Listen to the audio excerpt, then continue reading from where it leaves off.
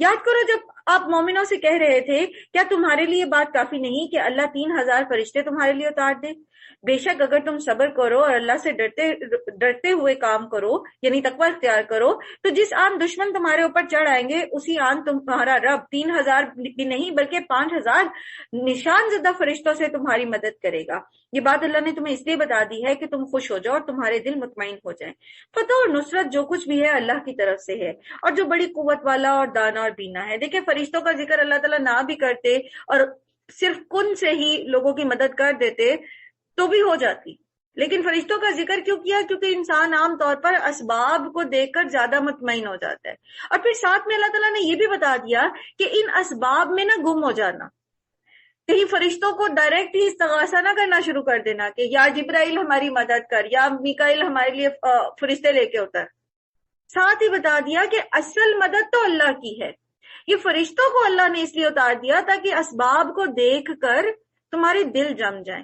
ہم بھی یہ کرتے ہیں نا، ہمارے لیے اللہ تعالیٰ اسباب پیدا کرتے ہیں تو ہم اسباب میں الجھ کے رہ جاتے ہیں، ہم لوگوں میں الجھ کے رہ جاتے ہیں۔ یہ فلانے بزرگ کی دعا سے میرا فلانا کام ہوا ہے، تو اب بس وہ فلانے بزرگ کا ہی پلہ پکڑ لیں، اللہ کے پلہ پکڑنے کی بجائے اس کو پکڑ لیں۔ اللہ تعالیٰ کوئی سبب بنا دیتے ہیں، کوئی آپ کے لیے کوئی راستہ نکال دیتے ہیں، کبھی کسی انسان کو، کبھی کوئی اور چیز، تو ان اسباب میں نہیں الجھنا، بلکہ اس چیز کے لیے اپنے آپ کو باور کراتے رہنا ہے کہ یہ سبب پیدا کرنے والی اصل میں وہ مسبب الاسباب ذات ہے جو اللہ سبحانہ و تعالیٰ کی ہے۔ ٹھیک ہے، اور یہ مدد وہ تمہیں اس لیے دے گا تاکہ کفر کی راہ پر چلنے والوں کا ایک بازو کاٹ دے، یا ان کو ایسی ذلیل شکست دے کہ وہ نامرادی کے ساتھ پسپا ہو جائیں۔ اے پیغمبر، فیصلے کے اختیارات میں آپ کا کوئی حصہ نہیں، اللہ کو اختیار ہے، چاہے انہیں معاف کرے چاہے سزا دے، کیونکہ وہ ظالم ہیں۔ ہوا یہ تھا کہ جب نبی صلی اللہ علیہ وآلہ وسلم کے 2 دان شہید ہوئے احد کے میدان میں، اور آپ صلی اللہ علیہ وسلم کو بہت تکلیف میں انہوں نے ڈال دیا، اور آپ صلی اللہ علیہ وسلم پیچھے ہٹتے ہٹتے گھڑے میں گرے، تو اس وقت آپ صلی اللہ علیہ وسلم کے منہ سے یہ نکلا کہ یہ قوم کیسے فلاح پائے گی جو اپنے نبی کو تکلیف دیتی ہے۔ تو اس پر اللہ سبحانہ تعالیٰ نے تنبیہ کی، آپ یہ نہیں کہہ سکتے، آپ کو کیا پتا کہ اس کے اندر اسی قوم میں سے کیا کیا نکلنا ہے۔ خالد بن ولید نکلے، اکرمہ بن ابو جہل نکلا، یہاں سے کتنے بڑے بڑے لوگ بعد میں مسلمان ہوئے جنہوں نے اسلام کے لیے بہت کام کیا۔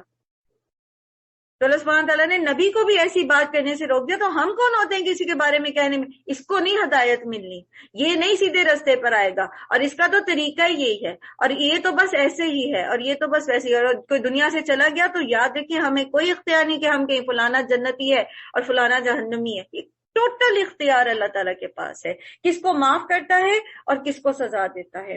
زمین اور آسمانوں میں جو کچھ ہے اس کا مالک اللہ ہے، جس کو چاہے بخش دے اور جس کو چاہے عذاب دے، وہ معاف کرنے والا اور رحیم ہے۔ اے لوگوں جو ایمان لائے ہو، یہ بڑھتا اور چڑھتا سود کھانا چھوڑ دو۔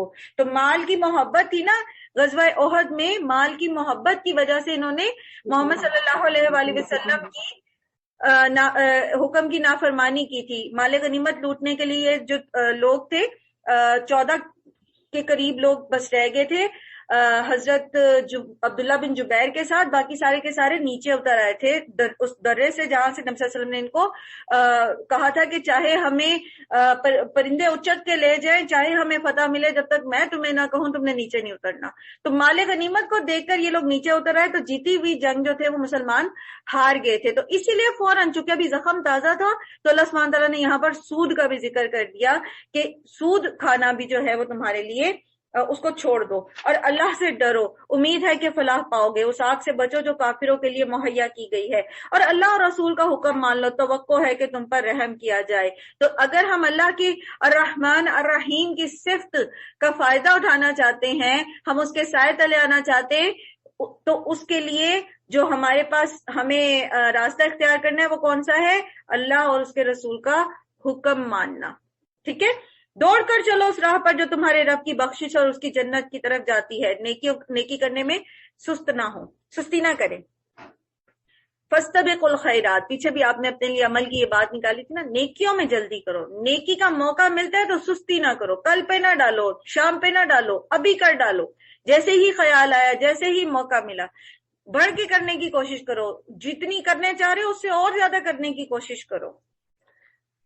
دوڑ کر چلو اس راہ پر جو تمہارے رب کی بخشش اور اس جنت کی طرف جاتی ہے. اور یہ راہ کون سی ہے؟ اللہ کے رسول صلی اللہ علیہ وآلہ وسلم کی سنت اور قرآن کا راستہ. اور جنت کی وسعت زمین اور آسمانوں جیسی ہے، اور جو تقوی والوں کے لیے مہیا کی گئی ہے، اور ہر حال میں جو اپنے مال ہر حال میں خرچ کرتے ہیں، خواہ بدحال ہوں یا خوشحال ہوں.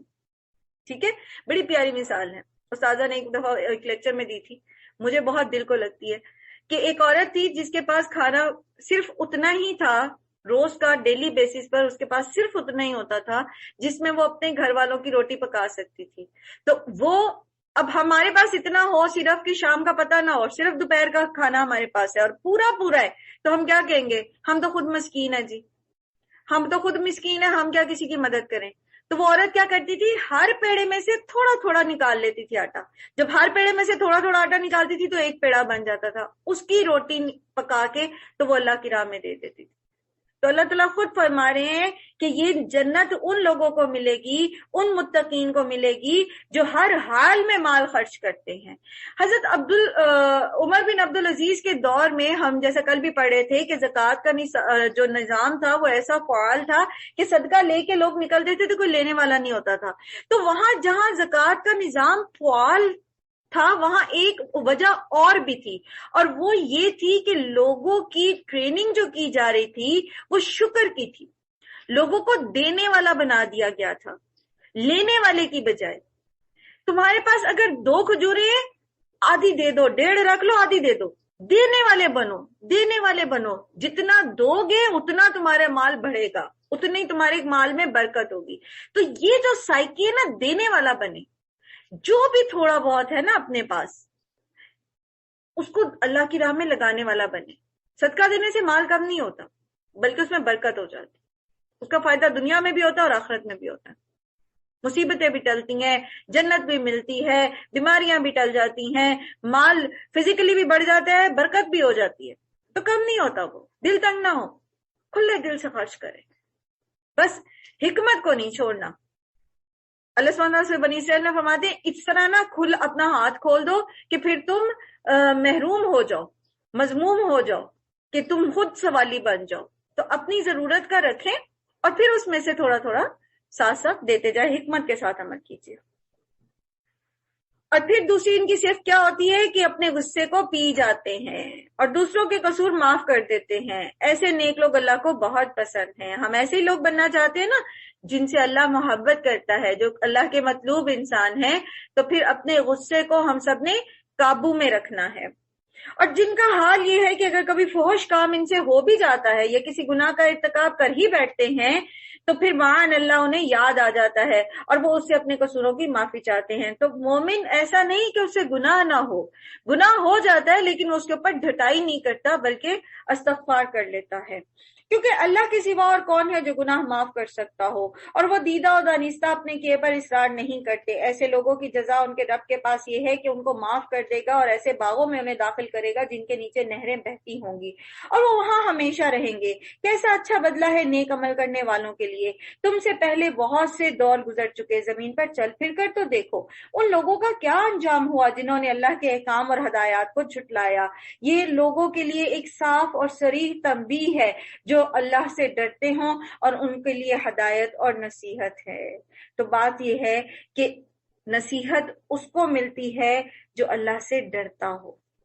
جو ڈرتا ہی نہیں ہے، جو بھلائے بیٹھا اپنے رب کو، تو اس کو آپ کچھ بھی دکھا دیں، پچھلی قوموں کے حالات دکھا دیں،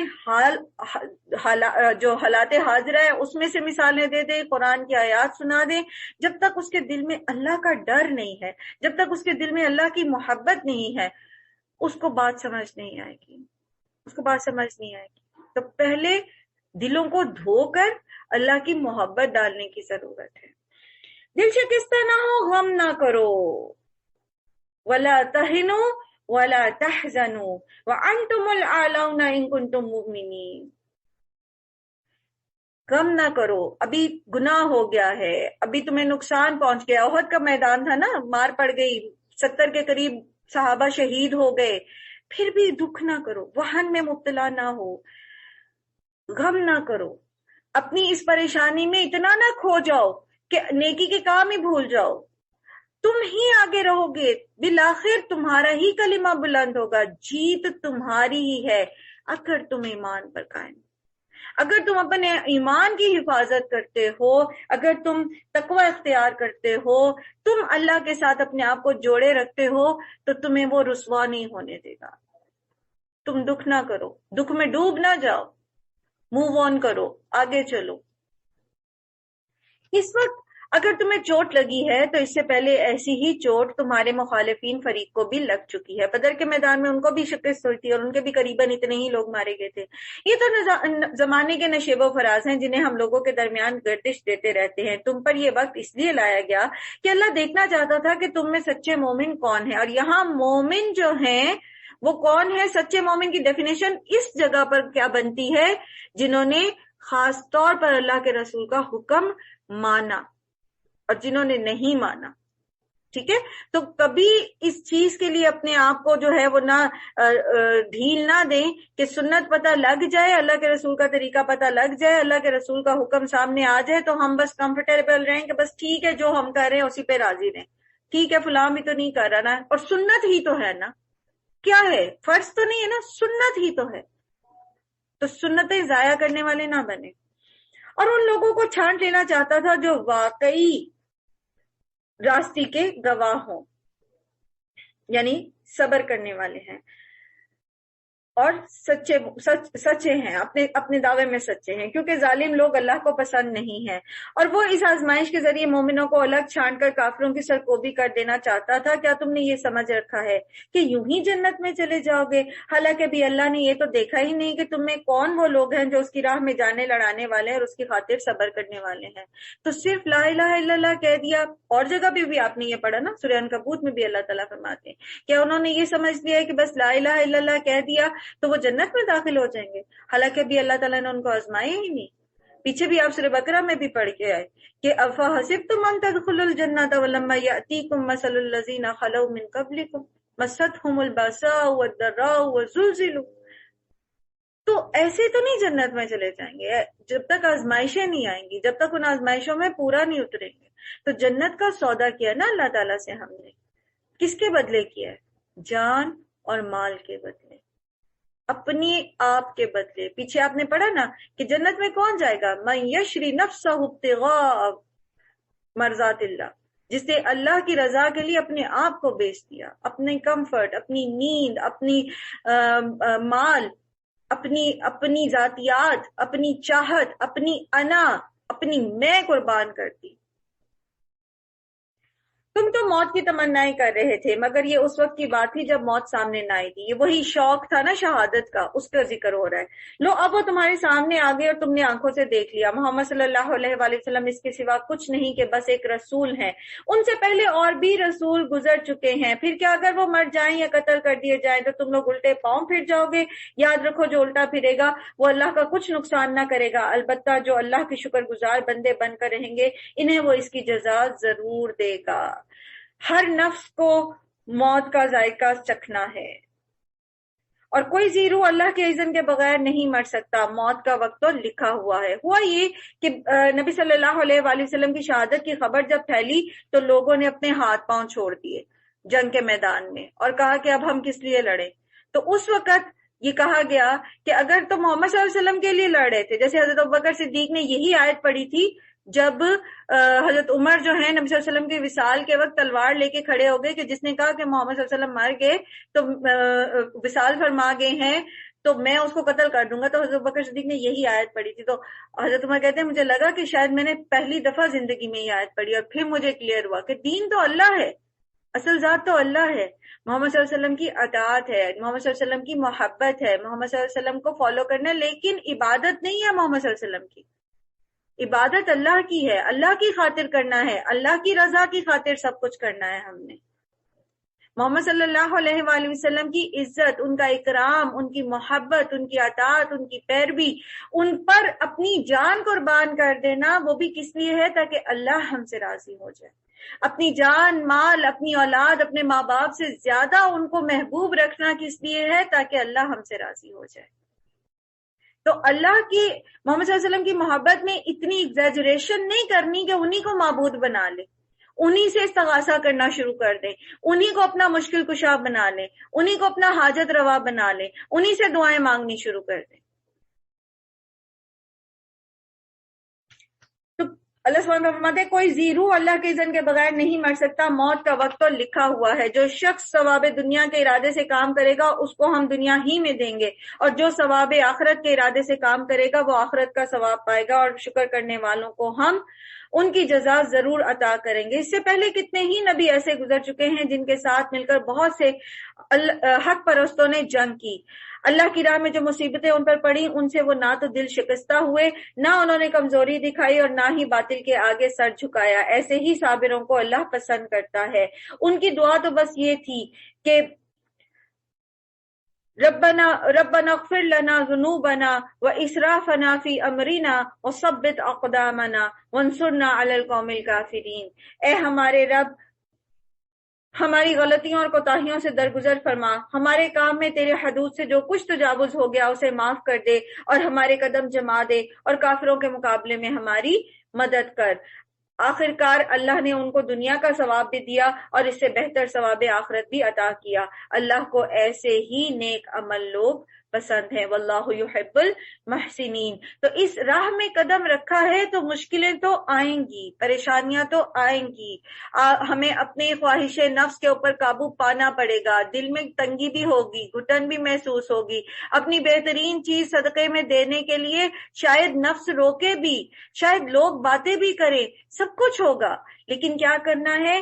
ہمیں دل شکستہ نہیں ہونا، ہمت نہیں ہارنی، باطل کے آگے سر نہیں جھکانا۔ ہم سے غلطیاں بھی ہوں گی، اس راہ میں ہم کہیں کمی بھی کر جائیں گے، لیکن اللہ سے دعا کرتے رہنا ہے کہ ربنا اغفر لنا ذنوبنا واسرافنا فی امرنا وثبت اقدامنا یا مقلب القلوب ثبت قلبی علی دینک۔ اللہ کے رسول بھی یہ دعا کرتے تھے۔ بہت پش ہے، بہت پش ہے، کبھی نفس آپ کو دھکا مارے گا، کبھی شیطان آپ کو کھینچے گا، کبھی شیطان آپ کو نہیں اگر بہکا سکے گا تو آپ کے شوہر کو جا کے اکسائے گا، آپ کے بچوں کو جا کے اکسائے گا، آپ کے ماں باپ کو اکسائے گا، کوئی آپ کو کہیں سے کھینچے گا، کوئی آپ کو کہیں سے کھینچے گا، معاشرے کی طرف سے آپ کے اوپر پریشر آئے گا، جاب کی طرف سے آپ کے اوپر پریشر آئے گا۔ گھبرائے نہیں، پریشان نہ ہو، دل شکستہ نہ ہو، بس یہ شیور شارٹ رہیں کہ جو میں کر رہا ہوں میرے رب کا راستہ وہی ہے، اس میں شک میں نہ پڑے۔ تو اللہ وَأَنْتُمُ الْأَعْلَوْنَ إِن كُنتُم مُؤْمِنِينَ، آپ ہی کامیاب ہوں گے، اللہ آپ کے ساتھ ہی ہے۔ آخرکار اللہ نے ان کو ثواب دنیا بھی دیا اور آخرت کا بہترین اجر بھی عطا کیا۔ واللہ یحب المحسنین۔ یا ایھا الذین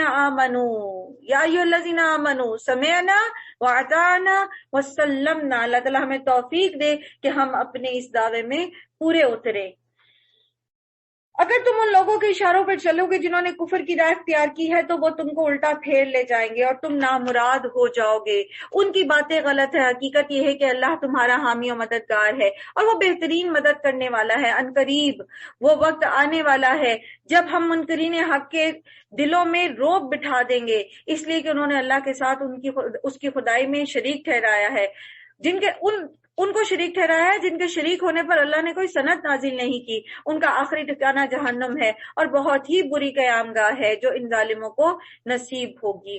اللہ نے تائید و نصرت کا جو وعدہ تم سے کیا تھا وہ تو اس نے پورا کر دیا۔ ابتدا میں اس کے حکم سے تم ہی ان کو قتل کر رہے تھے، مگر جب تم نے کمزوری دکھائی اور اپنے کام میں باہم اختلاف کیا اور جو ہی کہ وہ چیز اللہ نے تمہیں دکھائی جس کی محبت میں تم گرفتار تھے، یعنی مال غنیمت، تو تم اپنے سردار کے حکم کی خلاف ورزی کر بیٹھے۔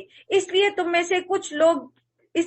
میں سے کچھ لوگ دنیا کے طلبگار تھے اور کچھ آخرت کی خواہش رکھتے تھے، تب اللہ نے تمہیں کافروں کے مقابلے میں پسپا کر دیا تاکہ تمہاری آزمائش کرے۔ تو جو کامیابی ہے اس میں یہ کہ آزمائش تو آئے گی، لیکن اگر ہم اللہ کے رسول کے حکم کو ماننے والے ہوں گے صلی اللہ علیہ وآلہ وسلم، اگر ہم سنتوں کے اوپر چلنے والے ہوں گے، اگر ہم اپنے ایمان کے ساتھ اسٹرکٹلی اٹیچڈ ہوں گے، قرآن کو تھامے ہوئے ہوں گے، تو پھر کیا ہوگا؟ وہ جو آزمائش آئے گی، وہ جو ٹیمپٹیشن آئے گی، وہ جو ایک پش آئے گی کسی بھی طرف سے، وہ ہمیں ہمارے راستے سے ہلا نہیں سکے گی۔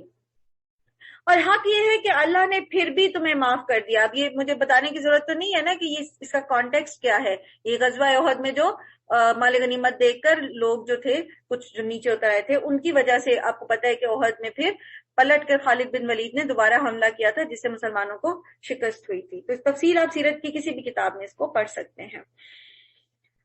یہ حق ہے کہ اللہ نے پھر بھی تمہیں معاف ہی کر دیا کیونکہ مومنوں پر اللہ بڑی نظر عنایت رکھتا ہے. واللہ ذو فضل علی المؤمنین. تو بس ایمان کی حفاظت کریں اپنی, ٹھیک ہے, ایمان کو اپنے مضبوط رکھیں. پھر اللہ تعالیٰ ہمارے گناہوں کو بھی بخش دیتا ہے جب ہم توبہ کرتے ہیں.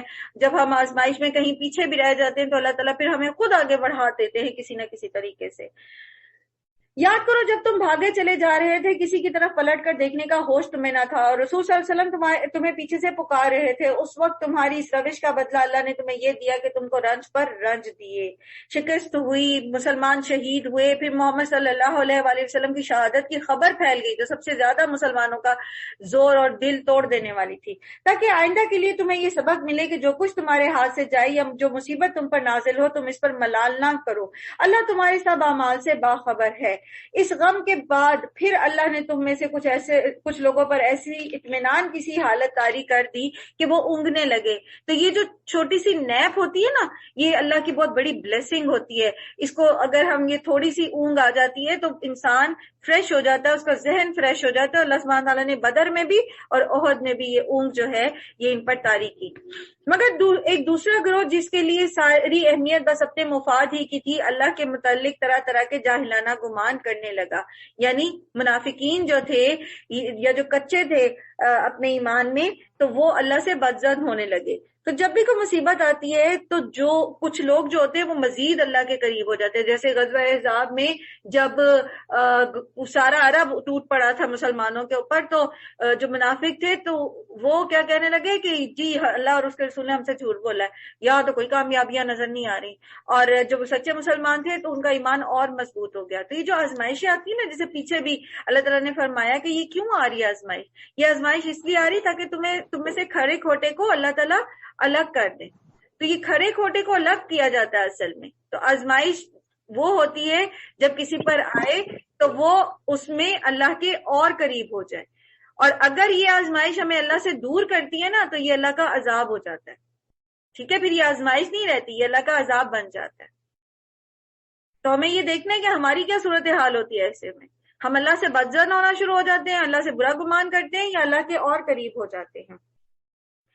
تو یہ منافقین جو تھے یہ لوگ اب کہتے ہیں کہ اس کام کے چلانے میں ہمارا بھی کوئی حصہ ہے. ان سے کہو کسی کا کوئی حصہ نہیں, اس کام کے سارے اختیارات تو اللہ ہی کے پاس ہے. دراصل یہ لوگ اپنے دلوں میں جو بات چھپائے ہوئے ہیں اسے تم پر ظاہر نہیں کرتے. یہ اشارہ ہے منافقین کی طرف, کیونکہ انہوں نے یہ کہہ کے الگ ہو گئے تھے نا کہ ہماری بات نہیں مانی احد کے لڑائی میں جو اسٹریٹجی تھی اس کے متعلق. ان کا اصل مطلب یہ ہے کہ اگر قیادت کے اختیارات میں ہمارا کچھ حصہ ہوتا تو یہاں ہم نہ مارے جاتے. ان سے کہہ دو کہ اگر تم اپنے گھروں میں بھی ہوتے تو جن لوگوں کی موت لکھی ہوئی تھی وہ خود اپنی قتل گاہوں کی طرف نکل آتے. تو بات دراصل یہ ہے کہ موت کا ایک وقت مقرر ہے اور موت کس طرح آنی ہے یہ بھی مقرر ہے, اس لیے موت سے نہیں ڈرنا چاہیے. مسلمانوں کی ایک جنگ میں ان کے جو مخالف تھے اس کے سپہ سالار کا یہ بیان تھا, مجھے یاد نہیں کہ امریکن تھا یہ کون تھا, تو انہوں نے یہ بیان دیا کہ مسلمانوں کا معاملہ یہ بڑا عجیب ہے کہ یہ جب لڑتے ہیں تو بڑی بے جگری سے لڑتے ہیں. دوسری قومیں جو ہیں وہ جب لڑتی ہیں تو ان کے اندر بزدلی ہوتی ہے, وہ یا تو تنخواہ کے لیے لڑ رہے ہوتے ہیں یا محض اپنے ملک کی فلاح کے لیے لڑ رہے ہوتے ہیں. لیکن مسلمان جب جنگ کرتا ہے نا تو وہ اپنی جان اپنی ہتھیلی پہ رکھ کے جنگ کرتا ہے. اسے پتا ہوتا ہے کہ میری موت کا وقت مقرر ہے, نہ ایک سیکنڈ آگے ہونی ہے نہ ایک سیکنڈ پیچھے ہونی ہے, تو میں بزدلی کیوں دکھاؤں. اور اگر میں مر بھی گیا تو اللہ کے ہاں میرا بڑا مرتبہ ہے, غازی ہوا تو بھی بڑا مرتبہ ہے. تو وہ پھر جب جنگ میں جاتا ہے تو وہ بہت دلیری سے لڑتا ہے. لیکن جو کافر ہوتا ہے وہ اس دلیری سے نہیں لڑ سکتا. موت سے نہیں ڈرنا چاہیے. کہ ہم بعض لوگوں کے فوبیاز بن جاتے ہیں, ہم ہوائی جہاز میں سفر نہیں کریں گے, ہوائی جہاز گر جائے گا, ہم فلاں کام نہیں کر سکتے مر جائیں گے, یہ نہیں ہوگا. وہ تو یہ جو فوبیاز سے نجات ہے نا سائیکولوجیکلی, اگر ہم اس چیز کو سمجھ لیں کہ موت جس حال میں جس وقت آنی ہے وہ آنی ہی آنی, چاہے میں وہ کام کروں یا نہ کروں, تو پھر یہ فوبیاز سے ہمیں نجات مل جاتی ہے. اور یہ معاملہ جو پیش آیا ہے یہ تو اس لیے تھا کہ جو کچھ تمہارے سینوں میں پوشیدہ ہے اللہ اسے آزما لے, اور جو کھوٹ تمہارے دلوں میں ہے اسے چھانٹ دے. اللہ دلوں کا حال خوب جانتا ہے. تم میں سے جو کوئی لوگ مقابلے کے دن پیٹ پھیر گئے تھے ان کی اس لغزش کا سبب یہ تھا کہ ان کی بعض کمزوریوں کی وجہ سے شیطان نے ان کے قدم ڈگمگا دیے تھے۔ اللہ نے انہیں معاف کر دیا اور اللہ بہت درگزر کرنے والا اور بردبار ہے۔ اب آپ یہ دیکھیے کہ شیطان حملہ کیسے کرے گا۔ اللہ تعالیٰ ہمارے ہیں کہ ان کی لغزش کے سبب شیطان نے ان کو بہکا دیا۔ انما استزلهم الشیطان ببعد ما کسبوا۔ تو یہ جو شیطان ہمیں بہکانے میں کامیاب ہوتا ہے نا، اس کے پیچھے بات یہ ہوتی ہے کہ ہم اس کو سپیس دے دیتے ہیں۔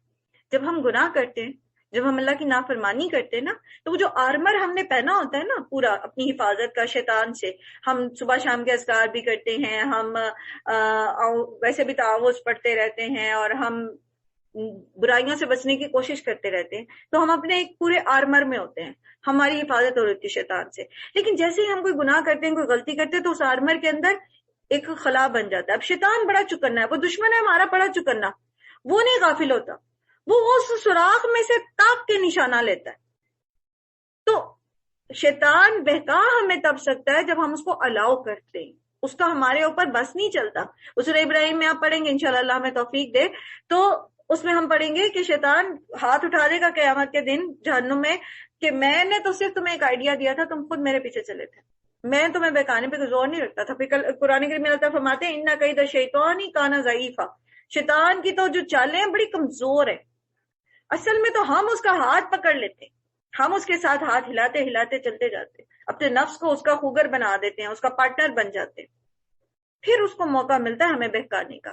ادروائز شیطان کے پاس یہ اختیار نہیں ہے کہ وہ ہاتھ پکڑ کے ہمیں بہکا دے جب تک کہ ہم اپنا ہاتھ اس کے ہاتھ میں نہ دیں۔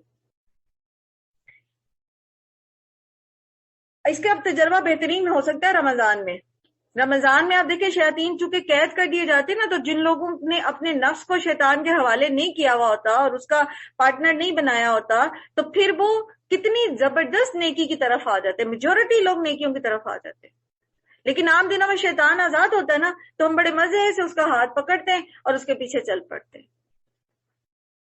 اللہ نے انہیں معاف کر دیا، اللہ بہت درگزر کرنے والا اور بردبار ہے۔ اے لوگوں جو ایمان لائے ہو، سمعنا واطعنا وسلمنا، کافروں کی سی باتیں نہ کرو، جبکہ جن کے عزیز و اقارب اگر کسی سفر پر جاتے ہیں یا جنگ میں شریک ہوتے ہیں یا اور وہاں کسی حادثے کا شکار ہو جاتے ہیں، تو وہ کہتے ہیں کہ کاش اگر وہ ہمارے پاس ہوتے تو ہمارے نہ جاتے۔ اچھا، یہ جو لو کا لفظ ہے، لو کانوا عندنا، کاش ایسا نہ ہوتا، کاش میں ایسا کہتا، تو اللہ کے رسول صلی اللہ علیہ وسلم نے فرمایا کہ کاش نہ کہو، یہ شیطان کا راستہ کھول دیتا ہے۔ کاش کہنا، اس چیز کو سوچنا کہ کاش وہ باہر نہ جاتا تو اس کا ایکسیڈنٹ نہ ہوتا، کاش وہ میں یوں کر لیتی تو ایسا ہو جاتا، کاش میں ایسا کر لیتی تو ویسا ہو جاتا، یہ انسان کو مایوسی میں لے کر جاتا ہے، اور مایوسی انسان کو آگے نیک بڑے اچھے کام کرنے سے روک دیتی ہے۔ تو جو ہو گیا سو ہو گیا، اس پر استغفار کریں، اس پر توبہ کریں، اس پر صبر کریں اینڈ موو آن۔ تو کاش کہنا اللہ کے رسول صلی اللہ علیہ وسلم نے روکا، اس سے انسان جو ہے وہ پازیٹیو ایکٹیویٹی سے رک جاتا ہے، وہ اپنے لیے پھر اچھا بڑا جنت میں گھر نہیں بنا سکتا، اور بعض اوقات وہ اس کیفیت میں پھر اللہ کے لیے برے گمان کرنے لگتا ہے، ایسی باتیں کرنے لگتا ہے جس سے اللہ ناراض ہوتا ہے۔ تو کیا کرایا، جو گھر تعمیر کیا ہوا ہے، جو 2 کمرے جنت میں ڈال بھی لیے ہم نے، وہ بھی ہم ڈھا دیتے۔ اللہ اس قسم کی باتوں کو ان کے دلوں میں حسرت اور غم کا سبب بنا دیتا ہے، ورنہ دراصل مارنے اور زندگی دینے والا تو اللہ ہی ہے، کیونکہ مومن کا ایمان یہ ہے کہ جو کام جس وقت ہونا ہے نا وہ ویسا ہی ہونا ہے۔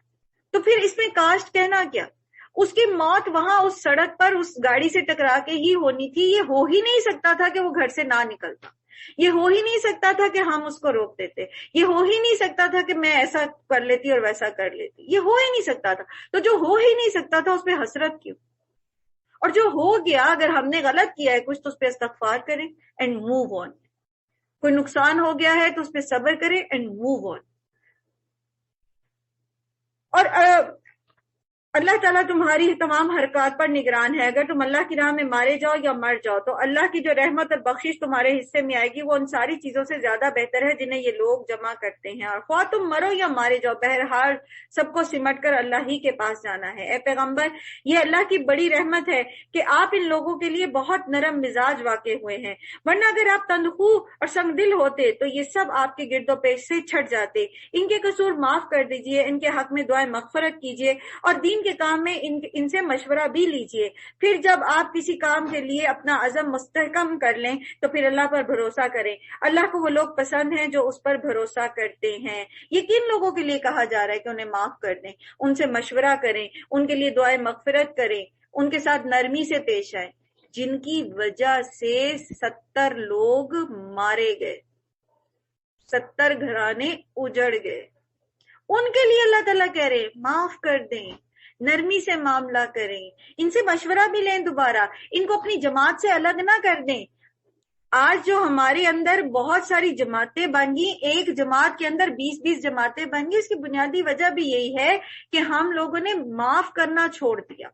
ہم اپنے جو مرضی ہے، جو ہماری پسند ہماری چاہت ہے، اس کے اوپر ہم اتنے ریجڈ ہو گئے کہ اس سے اختلاف ہم برداشت ہی نہیں کر سکتے. اور اگر کسی کی وجہ سے ہمارے کاز کو نقصان پہنچتا ہے، کسی کی وجہ سے ہمیں کوئی جانی مالی نقصان پہنچتا ہے تو اس کو تو ہم اپنی جماعت سے الگ ہی کر دیتے ہیں. تو یاد رکھیے اللہ کا ہاتھ جماعت کے اوپر ہے، اللہ کا ہاتھ اتفاق اور اتحاد کے اوپر ہے. تو نبی صلی اللہ علیہ وسلم سے کہا گیا کہ ان کو آپ پرے نہ کریں اپنے سے، بلکہ ان کو معاف کر دیں، خود بھی ان کی بخشش کی دعا کریں اور ان سے مشورہ بھی کریں، ان کو جماعت کے ساتھ جوڑے رکھیں. اور اگر آپ ایک فیصلہ کر لیں، کوئی بھی فیصلہ جو آپ نے کرنا ہے نا وہ کر لیں، آپ نے استخارہ بھی کر لیا، آپ نے اللہ سے مشورہ کر لیا، اللہ سے خیر طلب کر لی، اب اس کے اوپر جم جائیں. اب پھر نہ سوچے ہائے پتہ نہیں میں کروں یا نہ کروں، یہ رشتہ پسند تو کر لیا، فائنل تو کر لیا، پتہ نہیں کروں کہ نہ پتہ نہیں کیا ہوگا. جب اللہ پر بھروسہ کیا ہے، ایک عزم کر لیا، ایک ارادہ کر لیا، تو اب اللہ پر بھروسہ رکھیں. ٹھیک ہے، تو یہ بھی ایک عمل کی آیت ہے کہ ہمیں فیصلہ کر لینے کے بعد پھر اپنے آپ کو آئم بائیں شائم میں نہیں رکھنا، شیٹرڈ نہیں رکھتا، بلکہ جم جانا ہے. پہلے فیصلہ کرنے سے پہلے اس کے سارے آسپیکٹس پہ غور و فکر کریں، استخارہ کریں اور پھر اللہ پر بھروسہ کریں، کیونکہ اللہ تعالیٰ کو ایسے لوگ پسند ہیں جو اللہ پر بھروسہ کرتے ہیں. اللہ تمہاری مدد پر ہو تو کوئی طاقت تم پر غالب آنے والی نہیں، اور وہ تمہیں چھوڑ دے تو اس کے بعد کون تمہاری مدد کر سکتا ہے؟ کوئی بھی نہیں کر سکتا. کوئی ہے جو اللہ کا مقابلہ کر سکے؟ بس جو سچے مومن ہیں ان کو اللہ ہی پر بھروسہ رکھنا چاہیے. کسی نبی کا یہ کام نہیں ہوتا کہ وہ خیانت کر جائے. کسی احمق نے اصل میں یہ کہہ دیا تھا کہ جب ایک چادر نہیں مل رہی، اتنی بڑی بڑی قربانیاں دیں اور پھر بھی کوئی یہ ایک چادر کے لیے ان پہ تہمت لگا دیتا، بہتان لگا دیتا، تو اللہ تعالیٰ کو یہ بات سخت ناپسند آئی. تو اللہ تعالیٰ نے فرمایا کسی نبی کا یہ کام نہیں ہو سکتا کہ وہ خیانت کر جائے، اور جو کوئی خیانت کرے تو وہ اپنی خیانت سمیت قیامت کے روز حاضر ہو جائے گا. پھر ہر متنفس کو اس کی کمائی کا پورا پورا بدلہ مل جائے گا اور کسی پر کوئی ظلم نہ ہوگا. بھلا یہ کیسے ہو سکتا ہے کہ جو شخص ہمیشہ اللہ کی رضا پر چلنے والا ہو وہ اس شخص کے سے کام کرے جو اللہ کے غضب میں گر گیا ہو اور جس کا آخری ٹھکانہ جہنم ہو، اور وہ جہنم جو ہے وہ بدترین ٹھکانہ ہے. اللہ کے نزدیک دونوں قسم کے آدمیوں میں بدرجہ فرق ہے اور اللہ سب کے اعمال پر نظر رکھتا ہے. در حقیقت اہل ایمان پر تو اللہ کا یہ بہت بڑا احسان ہے کہ ان کے درمیان خود انہی میں سے ایک ایسا پیغمبر اٹھایا جو ان کو آیات پڑھ کر سناتا اور ان کی زندگیوں کو سنوارتا ہے اور ان کو کتاب اور دانائی کی تعلیم دیتا ہے، حالانکہ اس سے پہلے یہی لوگ سری گمراہیوں میں پڑے ہوئے تھے. اور یہ تمہارا کیا حال ہے کہ جب تم پر مصیبت آ پڑی تو تم کہنے لگے کہ یہ کہاں سے آئی، حالانکہ جنگ بدر میں اس سے دگنی مصیبت تمہارے ہاتھوں فریق مخالف پر پڑ چکی ہے. اے نبی صلی اللہ علیہ وسلم ان سے کہیے کہ یہ مصیبت تو تمہارے اپنے ہاتھوں کی لائی ہوئی ہے، اللہ ہر چیز پر قادر ہے. بات یہ ہے کہ اللہ تعالیٰ چاہتے تو ابھی بھی فتح دے دیتے، لیکن پھر مسلمانوں کو سمجھ کیسے آتی کہ اللہ کے رسول کی نافرمانی نہیں کرنی؟ اسی لیے انہیں بتایا گیا کہ یہ جو مصیبت آئی ہے یہ تمہاری اپنی غلطی کی وجہ سے آئی ہے. جو نقصان لڑائی کے دن تمہیں پہنچا وہ اللہ کے اذن سے تھا، اور اس لیے تھا کہ اللہ دیکھ لے کہ تم میں سے مومن کون ہے اور منافق کون. اور وہ منافق جو ان سے یہ کہا گیا کہ آؤ اللہ کی راہ میں جنگ کرو یا کم از کم اپنے شہر کا دفاع ہی کرو، تو کہنے لگے کہ اگر ہمیں علم ہوتا کہ آج جنگ ہوگی تو ہم ضرور تمہارے ساتھ چلتے. یہ بات جب وہ کہہ رہے تھے اس وقت وہ ایمان کی بنسبت کفر سے زیادہ قریب تھے، اور اپنی زبانوں سے وہ باتیں کہتے ہیں جو ان کے دلوں میں نہیں ہوتی، اور جو کچھ وہ دلوں میں چھپاتے ہیں اللہ اس سے خوب جانتا ہے. یہ وہی لوگ ہیں جو خود تو بیٹھے رہے اور ان کے بھائی بند لڑنے گئے اور مارے گئے، تو ان کے متعلق انہوں نے یہ کہہ دیا کہ اگر وہ ہماری بات مان لیتے تو نہ مارے جاتے. ان سے کہو کہ اگر تم اپنی اس قول میں سچے ہو تو خود تمہاری موت جب تمہیں آئے تو اسے ٹال کر دکھا دینا. جو لوگ اللہ کی راہ میں قتل ہوئے ہیں انہیں مردہ نہ سمجھو، یہ تو حقیقت میں زندہ ہیں، اپنے رب کے پاس رزق پا رہے ہیں. جو کچھ اللہ نے اپنے فضل سے انہیں دیا ہے اس پر خوش اور خرم ہے، اور مطمئن ہے کہ جو اہل ایمان ان کے پیچھے دنیا میں رہ گئے ہیں وہ ابھی وہاں نہیں بھی پہنچے تو ان کے لیے کسی خوف اور رنج کا موقع نہیں ہے.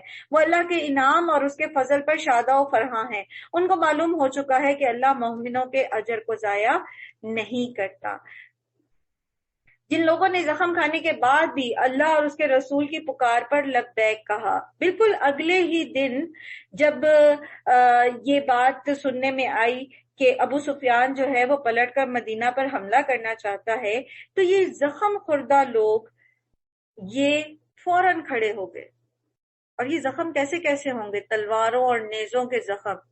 وہ ام عمارہ کا ذکر آتا ہے نا کہ ان کے کندھے پر اتنا گہرا گھاؤ تھا کہ برسوں گزرنے کے بعد بھی وہ اتنا گہرا تھا کہ اس کے اندر پورا بڑا کپڑے کا رول جو ہے وہ آ جاتا تھا.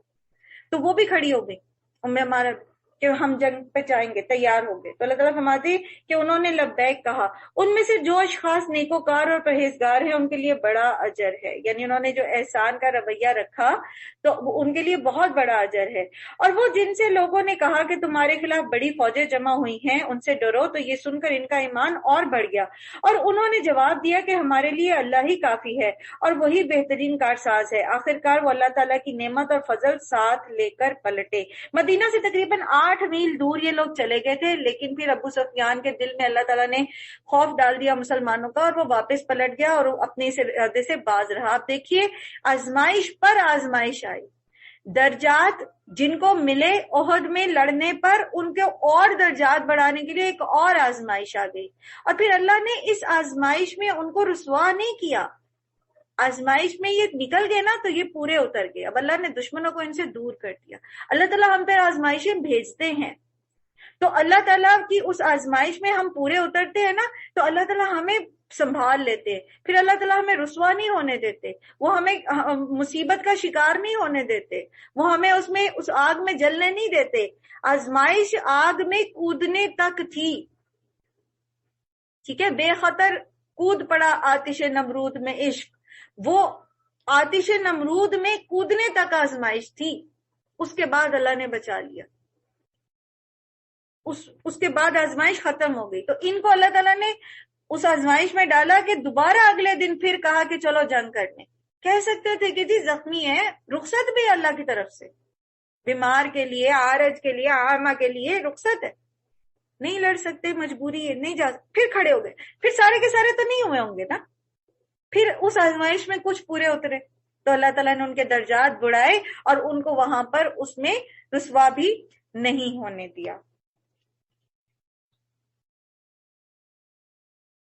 آخرکار وہ اللہ تعالیٰ کے نعمت اور فضل کے ساتھ پلٹ آئے، ان کو کسی قسم کا ضرر بھی نہ پہنچا، اور اللہ کی رضا پر چلنے کا شرف بھی انہیں حاصل ہو گیا. اللہ بڑا فضل فرمانے والا ہے. اور اب تمہیں معلوم ہو گیا کہ وہ دراصل شیطان تھا جو اپنے دوستوں سے خواہ ڈرا رہا تھا. لہٰذا آئندہ تم انسانوں سے نہ ڈرنا، مجھ سے ہی ڈرنا اگر تم حقیقت میں صاحب ایمان ہو. پیچھے بھی کیا فرمایا تھا اللہ نے؟ فلا تخشوہم وخشونی. یہاں بھی کیا فرما رہے ہیں؟ فلا تخافوہم وخافونی ان کنتم مومنین.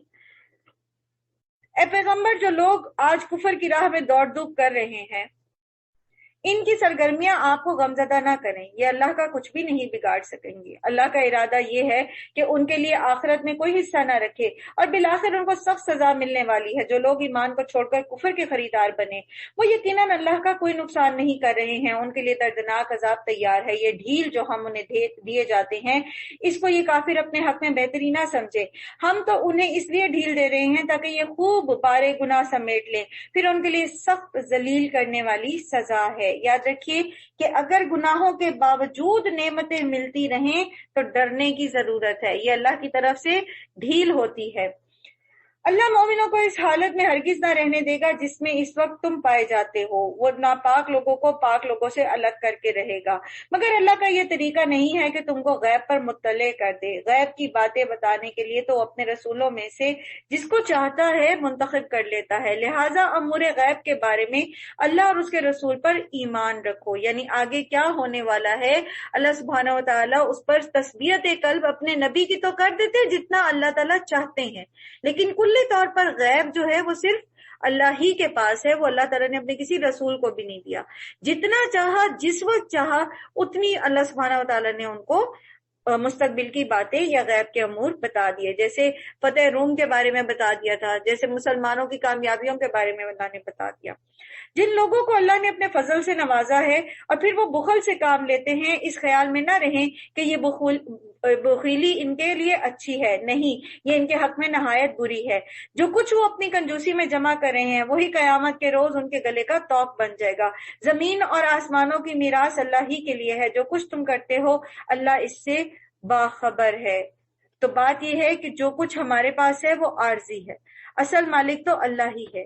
اور پھر جس وقت اللہ تعالیٰ کے دین کو ضرورت ہو اور اس وقت انسان جو ہے وہ کنجوسی کر جائے، روک دے صدقات کو اور اللہ کی راہ میں دینے سے اپنے مال کو روک لے، یا خاص طور پر زکوٰۃ روک لے، تو پھر قیامت کے دن یہی جو سونا چاندی ہے اسی کی تختیاں بنا کے ان بخل کرنے والوں کے چہرے اور ان کے پہلو جو ہے اس سے ان کو داغا جائے گا۔ اللہ سبحانہ تعالیٰ ہم سب کو اپنی پناہ میں رکھیں ایسے بخل سے۔ اللہ نے ان لوگوں کا قول سنا جو یہ کہتے تھے کہ اللہ فقیر ہے اور ہم غنی ہے، یہ یہودیوں کا کہنا تھا۔ جب ان سے کسی بھی جنگ کے لیے، غزوہ کے لیے فنڈ ریزنگ کا کہا جاتا تھا تو وہ کہتے تھے کہ اللہ فقیر ہے اور ہم غنی ہے، یعنی اللہ کو نعوذ باللہ ہماری ضرورت پڑ گئی ہے۔ ان کی یہ باتیں بھی ہم نے لکھ لی ہیں، اور اس سے پہلے جو وہ پیغمبروں کو ناحق قتل کرتے رہے وہ بھی ان کے نامہ اعمال میں ہم نے لکھ لیا ہے۔ جب فیصلے کا وقت آئے گا اس وقت ہم ان سے کہیں گے کہ لو اب عذاب جہنم کا مزہ چکھو، یہ تمہارے اپنے ہاتھوں کی کمائی ہے، اللہ اپنے بندوں کے لیے ظالم نہیں ہے۔ جو لوگ یہ کہتے ہیں اللہ نے ہم کو ہدایت دی ہے کہ ہم کسی کو رسول تسلیم نہ کریں جب تک کہ وہ ہمارے سامنے ایسی قربانی نہ کرے جسے غیب سے آ کر آگ کھا لے، ان سے کہو تمہارے پاس مجھ سے پہلے بہت سے رسول آ چکے اور بہت سی روشن نشانیاں بھی لائے، اور وہ نشانی بھی لائے جس کا ذکر تم کرتے ہو، پھر اگر تم ایمان کے لیے یہ شرط پیش کرنے والے ہو اور تم سچے ہو تو ان رسولوں کو تم نے کیوں قتل کیا؟ پہلے یہ ہوتا تھا کہ جو صدقہ دیا جاتا تھا آسمان سے ایک آگ آتی تھی اور اس کو کھا جاتی تھی، تو یا مال غنیمت جو ہوتا تھا آگ آتی تھی اور اس کو کھا جاتی تھی۔ محمد صلی اللہ علیہ وآلہ وسلم کی امت پر مال غنیمت حلال کیا گیا، آپ سے پہلے کی جو امتیں تھیں ان پر مال غنیمت حلال نہیں تھا، بلکہ اس کو ایک جگہ جمع کر دیا جاتا تھا اور آسمان سے آگ آتی تھی اور اس کو جلا دیتی تھی۔ تو آپ صلی اللہ علیہ وسلم سے کہا جا رہا ہے ان سے کہو کہ اگر یہی ڈیمانڈ تم کر کے رسول پر ایمان لانا چاہتے ہو تو پہلے جو رسول ایسی نشانی لائے بھی تو ان کو تم نے قتل کیوں کیا؟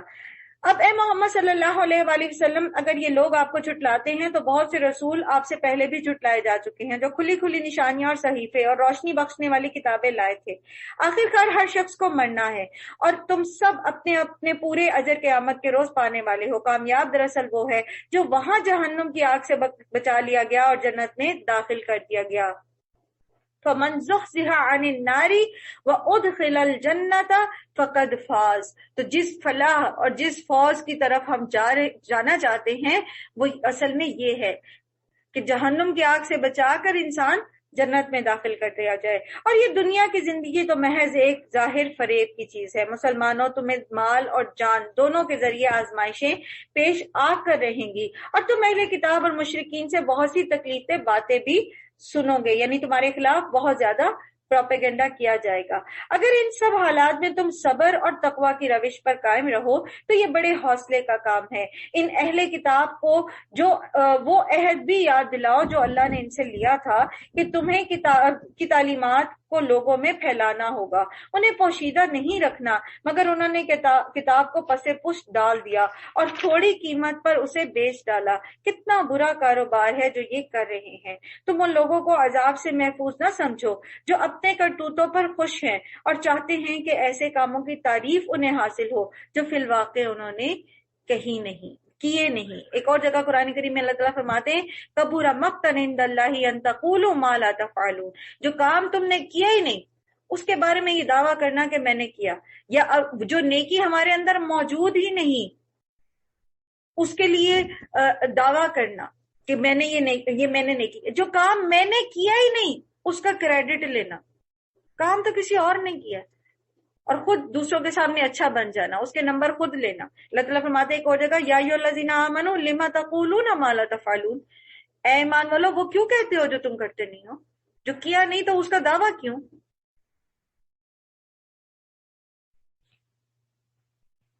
تو ایسا اس چیز کے لیے کانشیس رہنا ہے، یہ ہمیں اس چیز کا اپنے آپ کو بہت کانشیس رکھنا ہے کہ اول جو کام ہم نے کیے نہیں ہے ہم اس کا کریڈٹ نہ لیں، پھر یہ کہ جو نیکی ہمارے اندر ہے ہی نہیں اس کے دعوے دار نہ بنے، پہلے اپنے اندر وہ پیدا کریں، پہلے اس پر عمل کریں، اور عمل ہی جو ہے وہ آئینہ ہوتا ہے، ہمیں دوسروں سے کریڈٹ لینے کی ضرورت ہی نہیں کہ ہم ان کے سامنے اس کو بیان کریں۔ حقیقت میں ان کے لیے وہ دردناک سزا تیار ہے۔ زمین اور آسمان کا مالک اللہ ہے اور اس کی قدرت سب پر حاوی ہے۔ زمین اور آسمانوں کی پیدائش میں اور دن اور رات کے باری باری آنے میں ان ہوش مند لوگوں کے لیے بہت سی نشانیاں ہیں جو اٹھتے بیٹھتے اور لیٹتے ہر حال میں اللہ کو یاد کرتے ہیں اور آسمان اور زمین کی ساخت میں غور و فکر کرتے ہیں۔ اولو الالباب کون ہیں؟ جو غور و فکر کرتے ہیں۔ یہاں سے لے کر آخری آیت تک، آیت نمبر 200 تک، نبی صلی اللہ علیہ وآلہ وسلم تہجد کے وقت اٹھ کر پہلے یہ آیات پڑھتے تھے، وضو سے بھی پہلے، تو یہ زبانی یاد کر لیں انشاءاللہ العزیز۔ جو پڑھتے ہیں تہجد وہ بھی اس پر عمل، اس کو یاد کریں، اور سب سے پہلے آنکھ کھلتی ہے تو ان آیات کو پڑھیں۔ جب تک زبانی یاد نہیں ہوتی اپنے پاس رکھ لیں، موبائل میں کر لیں سیو، اور ٹارچ آن کر کے یا موبائل آن کر کے پڑھ لیں، اور پھر رمضان میں انشاءاللہ سحری کے وقت تو اٹھنا ہی اٹھنا ہے، تو پہلے یہ 20 آیات جو ہیں ان کو پڑھنا ہے انشاءاللہ العزیز۔ تو ہوش مند لوگوں کے لیے بہت نشانیاں ہیں جو اٹھتے بیٹھتے لیٹتے ہر حال میں اللہ کو یاد کرتے ہیں اور زمین اور آسمان کی ساخت میں غور و فکر کرتے ہیں۔ مومن جو ہوتا ہے بیوقوف نہیں ہوتا، غور و فکر کرنے والا ہوتا ہے۔ پروردگار یہ سب کچھ تو نے فضول اور بے مقصد نہیں بنایا، تو پاک ہے اس بات سے کہ تو عبث کام کرے، پس اے رب ہمیں دوزخ کی عذاب سے بچا لے، تو نے جسے دوزخ کے عذاب میں ڈالا در حقیقت بڑی ذلت اور رسوائی میں ڈال دیا، اور پھر ایسے ظالموں کا کوئی مددگار نہ ہوگا۔ مالک ہم نے ایک پکارنے والے کو سنا جو ایمان کی طرف بلاتا تھا اور کہتا تھا کہ اپنے رب کو مانو، ہم نے اس کی دعوت کو قبول کر لیا، پس اے ہمارے مالک، اے ہمارے رب، جو قصور ہم سے ہوئے ہیں ان سے درگزر فرما، آمین۔ جو برائیاں ہم میں ہیں انہیں دور کر دے، آمین، اور ہمارا خاتمہ نیک لوگوں کے ساتھ کر، آمین۔ اے ہمارے رب، جو وعدے تو نے اپنے رسولوں کے ذریعے سے کیے ہیں ان کو ہمارے ساتھ پورا کر، آمین، اور قیامت کے دن ہمیں رسوائی میں نہ ڈال، آمین یا رب العالمین۔ بے شک تو اپنے وعدے کے خلاف کرنے والا نہیں ہے۔ جواب میں ان کے رب نے فرمایا میں تم میں سے کسی کا عمل ضائع کرنے والا نہیں ہوں، خواہ وہ مرد ہو یا عورت، تو تم سب ایک دوسرے کے ہم جنس ہو، مرد ہو یا عورت اجر میں برابر ہیں، مرتبے میں اللہ کے پاس برابر ہیں۔ دنیاوی طور پر مرد کو اللہ تعالیٰ نے فضیلت دی ہے جو دی ہے، تو اس میں دل چھوٹا نہ کریں کہ جی کیوں، اور ان لوگوں کے پروپیگنڈے میں نہ آئیں جو ہمیں ورغلاتی ہیں وہ عورتیں کہ جی پتہ نہیں مرد کو تمہارے اوپر فوقیت دیکھ کے اللہ نے تمہیں کوئی کمتر چیز بنا دیا، بلکہ اللہ کے پاس ہم مردوں کے برابر ہیں۔ جو ہم عمل کریں گے نیکی یا برائی تو مردوں کے جیسا ہی اجر پائیں گے، بڑا یا کم جو بھی ہے، ٹھیک ہے۔ تو اللہ تعالیٰ فرماتے ہیں کہ وہ کسی کی نیکی کو ضائع نہیں کریں گے. لہٰذا جن لوگوں نے میری خاطر اپنے وطن چھوڑے اور میری راہ میں اپنے گھروں سے نکالے گئے اور ستائے گئے اور میرے لیے لڑے اور مارے گئے، ان کے سب قصور میں معاف کر دوں گا اور انہیں ایسے باغوں میں داخل کروں گا جن کے نیچے نہریں بہتی ہوں گی. ان کی جزا ہے اللہ کے ہاں اور بہترین جزا اللہ ہی کے پاس ہے. اے نبی صلی اللہ علیہ وآلہ وسلم، دنیا کے ملکوں میں اللہ کے نافرمان لوگوں کی ترقی تمہیں کسی دھوکے میں نہ ڈال دے، یہ محض چند روزہ زندگی کا لطف ہے، پھر یہ سب جہنم میں جائیں گے جو بدترین جائے قرار ہے. برعکس اس کے جو لوگ اپنے رب سے ڈرتے ہوئے زندگی بسر کرتے ہیں، ان کے لیے ایسے باغ ہیں جن کے نیچے نہریں بہتی ہیں، ان باغوں میں وہ ہمیشہ رہیں گے. اللہ کی طرف سے سامان ضیافت ہے ان کے لیے، اور جو کچھ اللہ کے پاس ہے نیک لوگوں کے لیے وہ سب سے بہترین ہے. یعنی دنیا میں جو لوگ اللہ کی نافرمانیاں کرتے ہیں اور ترقیاں کر رہے ہیں، تو ان سے متاثر ہو کے ان جیسی نافرمانیاں، ان کے جیسے طرز زندگی نہ اختیار کرو. اصل میں وہ جو کام کرتے ہیں نا، جو ایفرٹ کرتے ہیں دنیا کمانے کے لیے، اللہ تعالیٰ ان کو دنیا میں ہی اس کا اجر دے دیتے ہیں. جو نارمز، جو معروف وہ اختیار کرتے ہیں، جو بھلائی کے کام وہ کرتے ہیں، اللہ دنیا میں اس کو اجر دے دیتا ہے. لیکن مومنوں کا معاملہ یہ نہیں ہے، اللہ ان کو دنیا میں بھی دیتا ہے، لیکن بعض اوقات ان کے درجات کو بلند کرنے کے لیے ان کو دنیا ویسی نہیں دیتا بھی ہے. بعض کو سلیمان علیہ السلام کو جو بادشاہت دی، ویسی بادشاہت کسی کو بھی نہیں نصیب ہوئی. لیکن عام طور پر اللہ کا یہ کلیہ قاعدہ نہیں ہے کہ مومنوں کو دنیا میں بہت زیادہ دے، کیونکہ آخرت میں ان کے لیے بہت بڑا اجر اللہ تعالیٰ رکھنا چاہتے ہیں. تو بعض اوقات ہمارے مرتبے ہمارے عمل کے ساتھ اتنے بڑے نہیں ہوتے جتنا مرتبہ اللہ تعالیٰ ہمیں دینا چاہتے ہیں، تو وہ پھر ہمیں دنیا میں کسی تنگی ترشی میں ڈالتے ہیں، اور پھر جب ہم اس میں صبر کرتے ہیں اور اللہ کا شکر کرتے ہیں تو پھر وہ ہمارے مرتبوں کو اس سے بڑھاتا ہے. بعض اوقات ہماری دعائیں اس طرح قبول نہیں ہو رہی ہوتی جس طرح ہم چاہتے ہیں. ہم بڑے نیک ہوتے ہیں لیکن ہماری دعا اس طرح قبول نہیں ہو رہی ہوتی، تو وہ دعائیں اللہ تعالیٰ کے پاس اسٹور ہو جاتی ہیں اور وہ ہمارا مرتبہ بڑھانے کے لیے ہوتی ہیں. قیامت کے دن کوئی شخص جو ہے وہ اجر اس دعا کا دیکھے گا جو دنیا میں اس کی قبول نہیں ہوئی، تو اتنا بڑا اجر دیکھ کے وہ یہ خواہش کرے گا کہ کاش دنیا میں اس کی کوئی بھی دعا قبول نہ ہوئی ہوتی. ٹھیک ہے، تو دوسروں کی دنیا دیکھ کر دیجیے نہ انسان، بلکہ فوکس اس چیز پر رکھے کہ اس نے اپنے تقوی اور اپنے ایمان کو کیسے مضبوط کرنا ہے. اہل کتاب میں بھی کچھ لوگ ایسے ہیں جو اللہ کو مانتے ہیں اور اس کتاب پر ایمان لاتے ہیں جو آپ کی طرف بھیجی گئی ہے، اور اس کتاب پر بھی ایمان رکھتے ہیں جو اس سے پہلے خود ان کی طرف بھیجی گئی تھی. اللہ کے آگے جھکے ہوئے ہیں، اللہ کی آیات کو تھوڑی سی قیمت پر یعنی دنیا کے فائدے پر بیچ نہیں دیتے. ان کا اجر ان کے رب کے پاس ہے اور اللہ حساب چکانے میں دیر نہیں لگاتا. یا ایھا الذین آمنو، کیا کہیں گے؟ سمعنا واطعنا وسلمنا. صبر سے کام لو، باطل پرستوں کے مقابلے میں پامردی دکھاؤ، حق کی خدمت کے لیے قبر بستہ رہو اور اللہ سے ڈرتے رہو، امید ہے کہ تم فلاح پاؤ گے. رابطو کا مطلب ہوتا ہے آپس میں ایک دوسرے کے ساتھ جڑ کے، آپس میں ایک دوسرے کے ساتھ تعاون کے ساتھ رابطہ کر کے اپنے آپ کو اللہ کی راہ میں جما کے رکھنا. اور پھر رابطو کا ایک مطلب یہ بھی ہوتا ہے کہ اپنے آپ کو ویل اکوپڈ رکھنا، دشمن کے سامنے اپنے آپ کو اسلحے میں بھی مضبوط بنانا، ترقی کرنا اس معاملے میں.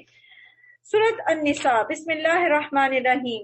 یا ایھا الناس اتقوا ربکم الذی خلقکم من نفس واحدۃ وخلق منها زوجها وبث منهما رجالا کثیرا ونساء واتقوا اللہ الذی تساءلون به والارحام ان اللہ کان علیکم رقیبا.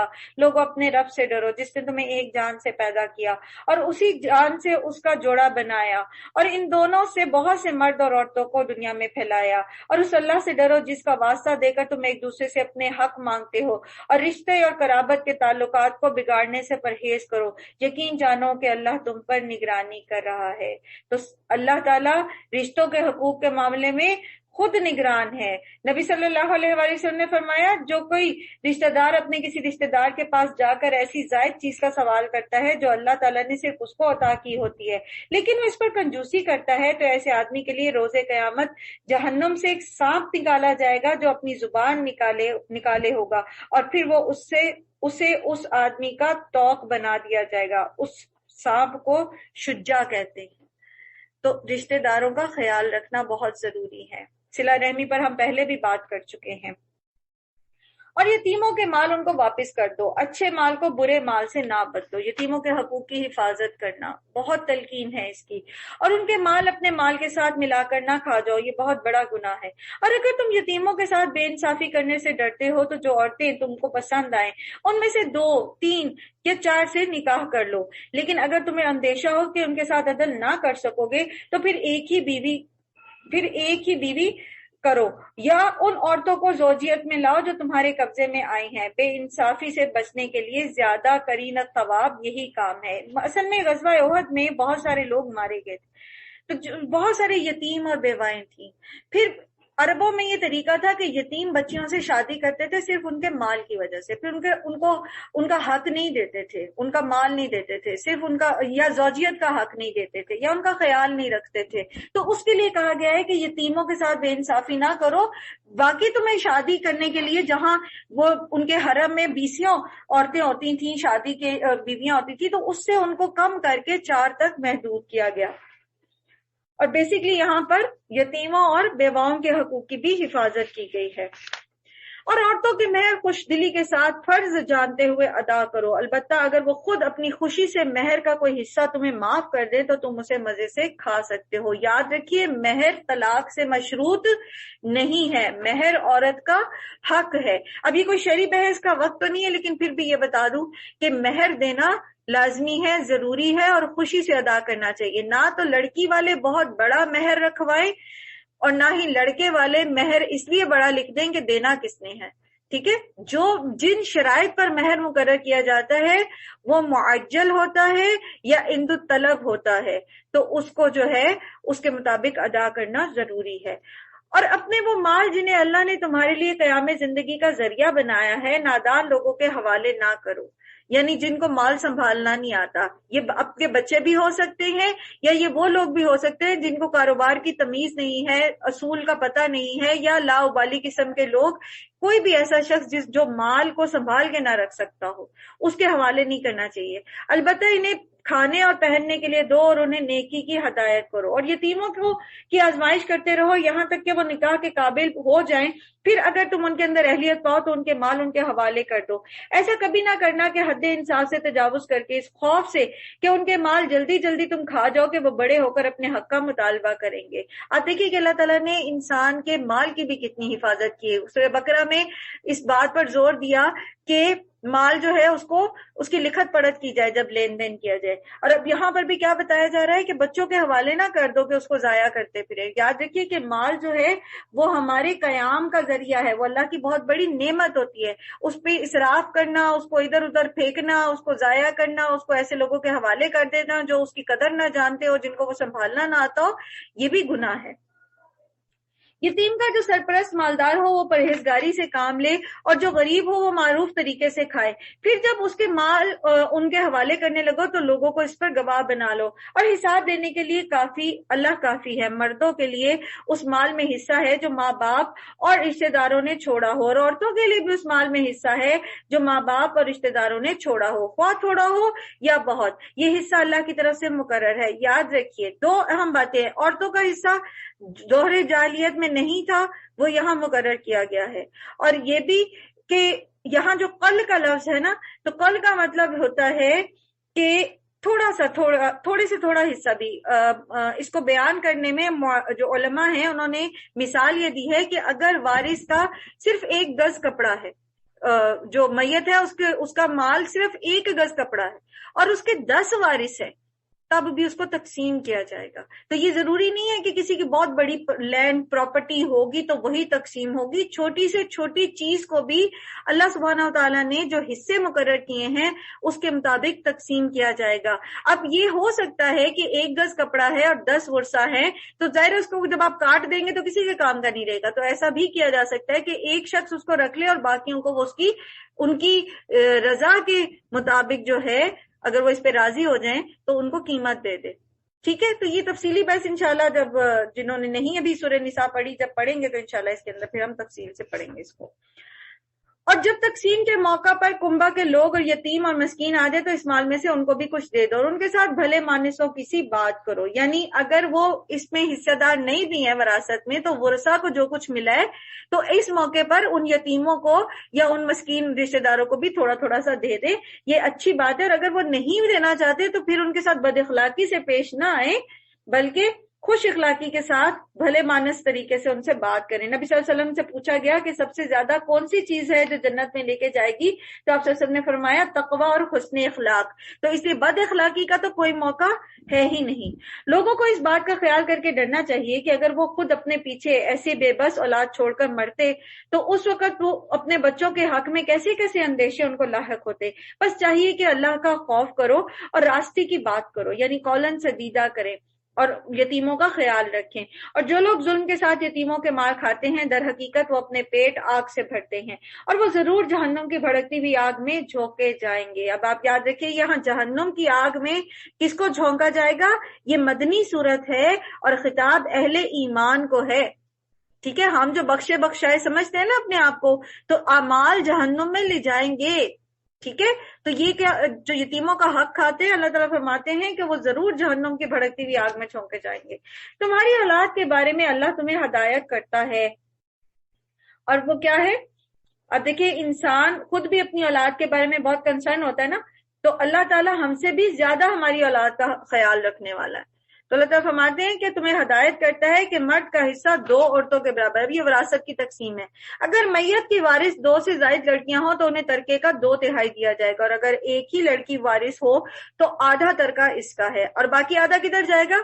وہ پھر عصبہ میں جائے گا، ماں باپ کو، بیوی کو، اور اگر باپ نہیں ہے تو چچا کو، اور اس طرح سے ملے گا. اگر میت صاحب اولاد ہو اور اس کے والدین میں سے ایک تو اس کے والدین میں سے ہر ایک کو ترکے کا 6واں حصہ ملنا چاہیے. اور اگر وہ صاحب اولاد نہ ہو اور والدین ہی اس کے وارث ہوں تو ماں کو 3واں حصہ دیا جائے گا. اور اگر میت کے بھائی بہن بھی ہوں تو ماں 6 حصے کی حقدار ہوگی. اور یہ سب حصے اس وقت نکالے جائیں گے جبکہ وصیت جو میت نے کی ہو وہ پوری کر دی جائے اور قرض جو اس پر ہو وہ ادا کر دیا جائے. تم نہیں جانتے کہ تمہارے ماں باپ اور تمہاری اولاد میں سے کون باللحاظ نفع تم سے قریب تر ہے. یہ حصے اللہ نے مقرر کر دیے ہیں اور اللہ یقیناً سب حقیقتوں سے خوب واقف ہے اور ساری مصلحتوں کو جاننے والا ہے. اور تمہاری بیویوں نے جو کچھ چھوڑا ہے اس کا آدھا حصہ تمہیں ملے گا اگر وہ بے اولاد ہوں، ورنہ اولاد ہونے کی صورت میں ترکے کا 1/4 حصہ تمہارا ہے جبکہ وصیت جو انہوں نے کی ہو پوری کر دی جائے اور قرض جو انہوں نے چھوڑا ہو ادا کر دیا جائے. اور وہ تمہارے ترکے میں سے 1/4 کی حقدار ہوں گی اگر تم بے اولاد ہو، ورنہ صاحب اولاد ہونے کی صورت میں ان کا حصہ 8واں ہے بعد اس کے کہ جو وصیت تم نے کی ہو وہ پوری کر دی جائے اور جو قرض تم نے چھوڑا ہو وہ ادا کر دیا جائے. اور یاد رکھیے وصیت صرف 1/3 مال کی جا سکتی ہے اور وصیت جو ہے وہ وارث کے حق میں نہیں ہوتی. اور یہ کہ وصیت اللہ کی معصیت میں نہیں کی جائے گی، لوگوں کو ان کے حق سے محروم کرنے کے لیے نہیں کی جائے گی. مثال کے طور پر کوئی یہ وصیت کر دے میرے فلانے بیٹے کو آنکھ کر دیا جائے اور میری اس کو وراثت کا حصہ نہ دیا جائے تو وہ پوری نہیں ہوگی پھر. ٹھیک ہے، اس کو اس کی وراثت کا حصہ مل کے رہے گا کیونکہ یہ حصے اللہ نے دیے ہیں. ٹھیک ہے، اسی طرح اگر کوئی یہ وصیت کر کے جاتا ہے کہ میرا اتنا مال جو ہے فلانی مزار پہ چڑھاوا چڑھا دینا یا فلانی کلب میں دے دینا یا میرے مرنے کے بعد فلانی جو کوئی ایسی جگہ ہے وہاں لگا دینا، تو یہ وصیت بھی حرام ہے. ایسی وصیت نہیں کرنی چاہیے جو اللہ کی نافرمانی کے کاموں کی ہو. کیونکہ اللہ کے رسول صلی اللہ علیہ وآلہ وسلم نے فرمایا کہ ایک شخص ساری زندگی نیکی کرتا ہے لیکن مرتے وقت وہ ایک ایسی وصیت کر جاتا ہے جو اس کو جہنم میں لے جانے کا باعث بنتی ہے. تو وصیت اگر آپ کے پاس مال ہے تو اللہ کے رسول صلی اللہ علیہ وسلم نے فرمایا کہ 3 دن اور راتیں ایسی تم پہ نہ گزریں کہ تم اپنی وصیت لکھ کے نہ رکھو. ٹھیک ہے، تو اپنی وصیت، اور وصیت ضروری نہیں کہ صرف مال ہی ہو.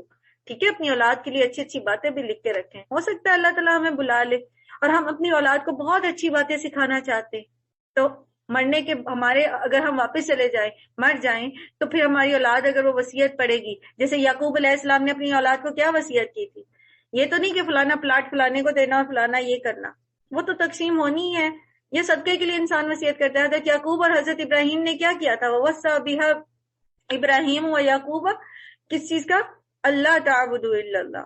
کہ اللہ کے سوا کسی کی عبادت نہ کرنا. اور یہ فلا تموتن وانتم مسلمون. اور حضرت یعقوب نے اپنی اولاد کو کیا پوچھا تھا کہ جب میرے مرنے کے بعد تم کس کی عبادت کرو گے؟ تو اپنے بچوں کے ایمان کی، اعتقاد کی، ان کے عقیدے کی حفاظت کرنے کے لیے بھی وصیت کی جا سکتی ہے. بہت اچھی اچھی باتیں لکھ سکتے ہیں آپ. اور اگر وہ مرد یا عورت جس کی میراث تقسیم طلب ہے بے اولاد بھی ہو اور اس کے ماں باپ بھی زندہ نہ ہو، مگر اس کا ایک بھائی یا ایک بہن موجود ہو، تو بھائی اور بہن ہر ایک کو چھٹا حصہ ملے گا. آپ دیکھیں یہاں بھی مرد اور عورت کو برابر حصہ دیا جا رہا ہے.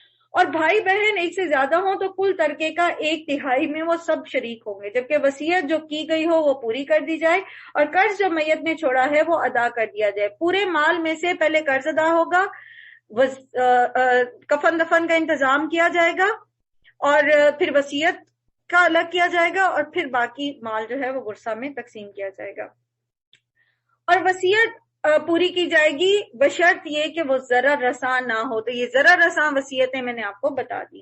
یہ حکم ہے اللہ کی طرف سے، اور اللہ دانا اور بینا اور نرم خو ہے. یہ اللہ کی مقرر کی ہوئی حدیں ہیں.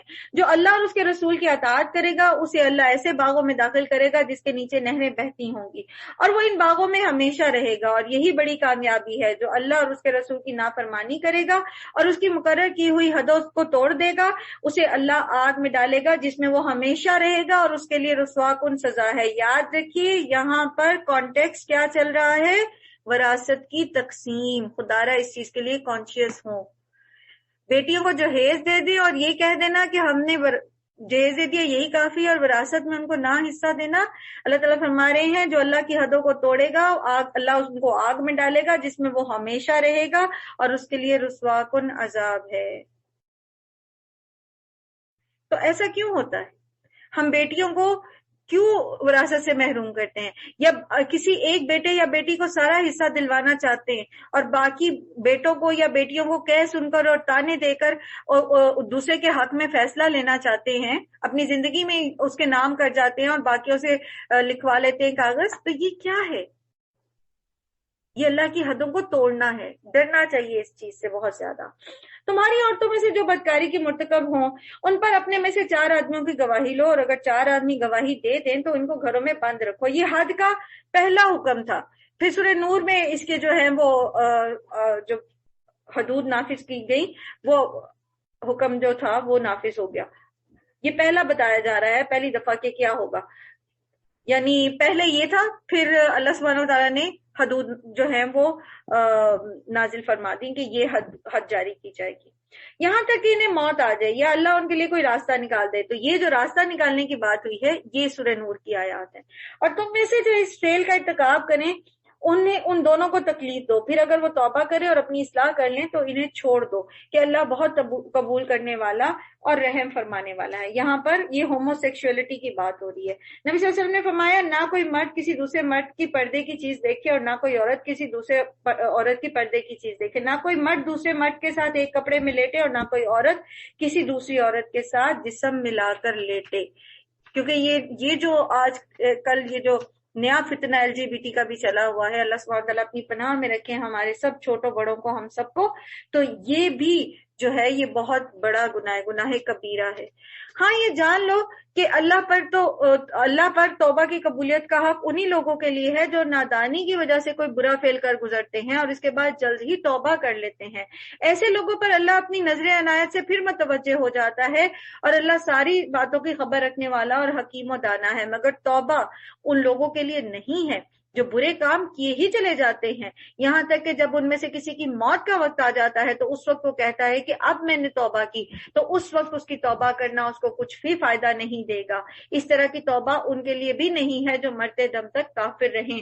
ایسے لوگوں کے لیے تو ہم دردناک سزا تیار رکھتے ہیں. اے لوگوں جو ایمان لائے ہو، تمہارے لیے یہ حلال نہیں ہے کہ زبردستی عورتوں کے وارث بن بیٹھو. کیونکہ کیا ہوتا تھا کہ جب کوئی شخص فوت ہوتا تھا تو اس کے ورثاء جو اس کے بیٹے ہوتے تھے وہ اس کی بیویوں کو بھی آپس میں بانٹ لیتے تھے. تو اس پر کہا گیا ہے کہ زبردستی عورتوں کے وارث نہ بن بیٹھو، اور نہ یہ حلال ہے کہ انہیں تنگ کر کے اس مہر کا کچھ حصہ اڑا لینے کی کوشش کرو جو تم انہیں دے چکے ہو۔ ہاں اگر وہ صریح بد چلنی کی مرتکب ہوں تو ضرور تمہیں اس چیز کا حق ہے کہ تم پھر ان سے مہر جو ہے وہ لے لو، ان کے ساتھ بھلے طریقے سے زندگی بسر کرو۔ اگر وہ تمہیں ناپسند ہو تو ہو سکتا ہے ایک چیز تمہیں پسند نہ ہو مگر اللہ اسی میں تمہارے لیے کچھ بھلائی رکھ دے۔ وہ پیچھے بھی آپ نے پڑھا نا، ایسا ان تک رہو شیئم وخورا ہوا خیر لکم۔ اگر تم اپنی ایک بیوی کی جگہ کوئی دوسری بیوی لانے کا ارادہ کر ہی لو تو خواہ تم نے اسے ڈھیر سارا مال ہی کیوں نہ دے رکھا ہو، اس میں سے کچھ بھی واپس نہ لینا۔ کیا تم اسے بہتان لگا کر اور صریح ظلم کر کے واپس لوگے؟ اور آخر تم اسے کس طرح سے لوگے جبکہ تم ایک دوسرے سے لطف اندوز ہو چکے ہو اور تم سے پختہ عہد لے چکی ہیں۔ اور جن عورتوں سے تمہارے باپ نکاح کر چکے ہوں ان سے ہرگز نکاح نہ کرو۔ انشاءاللہ کل کے پارے میں، چونکہ اس کی کنٹینیوٹی اگلے پارے کے ساتھ ہے، 5ویں پارے کے ساتھ، تو انشاءاللہ ہم یہاں سے آغاز کریں گے۔ اللہ سبحانہ و تعالی ہم سب کو جو کچھ ہم نے سیکھا، خواہ وہ وراثت سے متعلق ہے، خواہ وہ تقویٰ سے متعلق ہے، خواہ وہ نیکیوں میں جلدی کرنے سے متعلق ہے، خواہ وہ برائیوں سے رکنے سے متعلق ہے، خواہ وہ اس کا تعلق ہماری ڈے ٹو ڈے لائف سے ہے یا امت مسلمہ کے ساتھ ہے، اللہ سبحانہ تعالیٰ ہمیں عمل کرنے کی توفیق عطا فرمائے۔ وآخر الدعوانا ان الحمد للہ رب العالمین۔ سبحانک اللہم و بحمدک، نشہد ان لا الہ الا انت، نستغفرک و نتوب الیک۔ السلام علیکم ورحمۃ اللہ وبرکاتہ۔